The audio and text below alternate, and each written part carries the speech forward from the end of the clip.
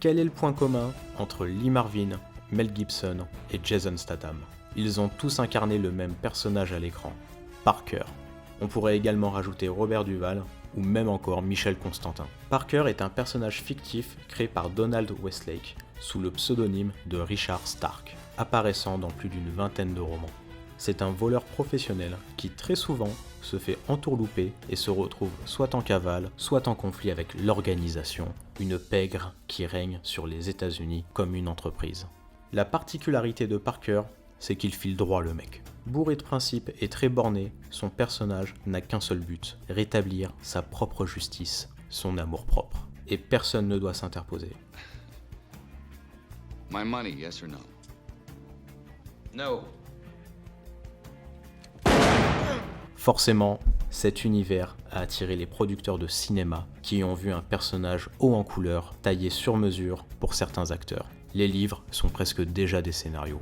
Donald Westlake a également d'autres romans adaptés au cinéma, comme Le Couperet par Costa Gavras ou Le Jumeau par Yves Robert avec Pierre Richard.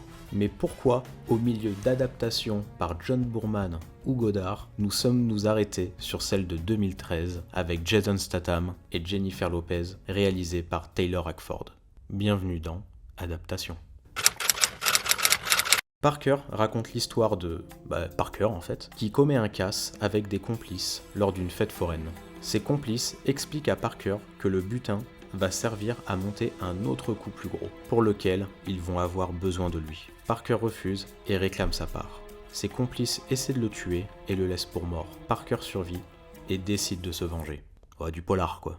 Le film est adapté du roman Flashfire et c'est intéressant de voir les choix qu'il fait tout en gardant la trame du livre. Un mot sur le réalisateur Taylor Hackford, bien que la mise en scène de Parker reste anecdotique. Il a su être tendance à certaines périodes. Dans les années 90, il réalise Les Princes de la Ville et L'Associé du Diable, qui, malgré leurs outrances, restent cultes pour une génération. En 2005, en France, il sort Ray, un des derniers grands biopics sur un chanteur qui voit Jamie Foxx un Oscar. Bon, Parker est sans doute en bas du panier. Hackford, qui a fait un doc sur Chuck Berry et un film sur Ray Charles, semble avoir perdu son sens du tempo. Malgré tout, il tente de s'inscrire dans la tradition old school du film de braquage, même s'il lui manque la maestria pour se démarquer. Le film a quelques idées de mise en scène et essaie d'être visuel, comme ce braquage au début ou dans la scène qui suit à l'hôpital où Jason Statham pose un capteur sur le personnel qu'il vient d'assommer pour prouver à son camarade de chambre qu'il est bien en vie. D'ailleurs, la panoplie du braquage rappelle beaucoup celle de l'Ultime Razzia que nous avons chroniqué.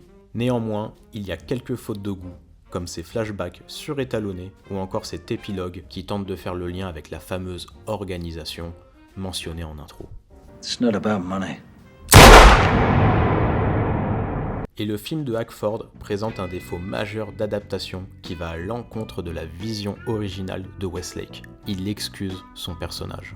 La force de Parker, dans le roman, c'est de suivre sa route coûte que coûte, sans considération morale. Le film avec Gibson illustre d'ailleurs plutôt bien cette idée. Dans le livre, quand Parker refuse de participer au coup suivant, ses complices ne cherchent pas à le tuer. Ils lui disent seulement d'attendre qu'il réalise leur plan et qu'ils lui donneront sa part ensuite. Ce n'est pas la même chose, mais Parker décide quand même de les éliminer et de s'emparer de leur magot après leur autre coup.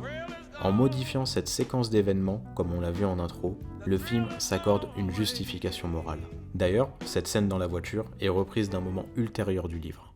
Le casting est plutôt bien trouvé, même s'il est sans risque. Jason Statham en Parker fait écho à ses autres rôles de personnages qui suivent leur propre code de conduite, comme dans Le Transporteur.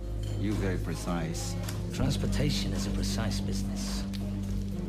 Pour sa vengeance, il a besoin de l'aide d'une agente immobilière de Palm Beach, jouée par Jennifer Lopez, ce qui crée une tension sexuelle entre les deux personnages. Cela rappelle Hors d'atteinte de Soderbergh, adapté d'Elmore Leonard. Sacré film et livre ça. L'alchimie fonctionne bien entre le duo, et face à eux, le groupe de méchants parvient à exister aussi.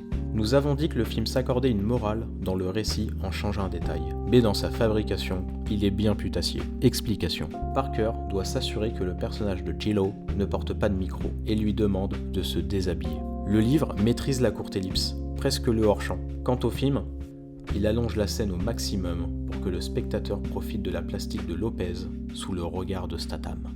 Et c'est bien ces deux points de rupture avec le roman qui dessinent l'identité du film. C'est un film de bourrin, coincé dans les rails habituels de l'exploitation. Là où les autres adaptations proposaient une lecture plus nuancée du personnage, ici, nous sommes plus dans un Statham movie que dans un Parker. Néanmoins, on ne peut pas lui enlever sa vibe 90s et le plaisir de voir un revenge movie un peu sanglant. Le film avec Mel Gibson, Payback, est plus fidèle à l'univers de Westlake, bien qu'il ait une production chaotique et qu'il en existe 2 versions. Oh, ça pourrait faire une vidéo sympa d'ailleurs ça.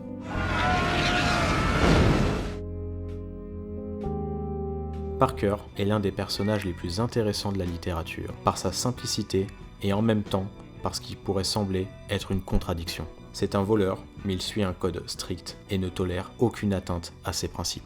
Si quelqu'un le trahit, il ne recule devant rien pour se faire justice lui-même. Il nous rappelle l'importance de rester fidèle à ses convictions et de toujours dire non quand on n'a pas envie de faire quelque chose. This is a man's world. This is a man's world. But it wouldn't be nothing, nothing without a woman or a girl.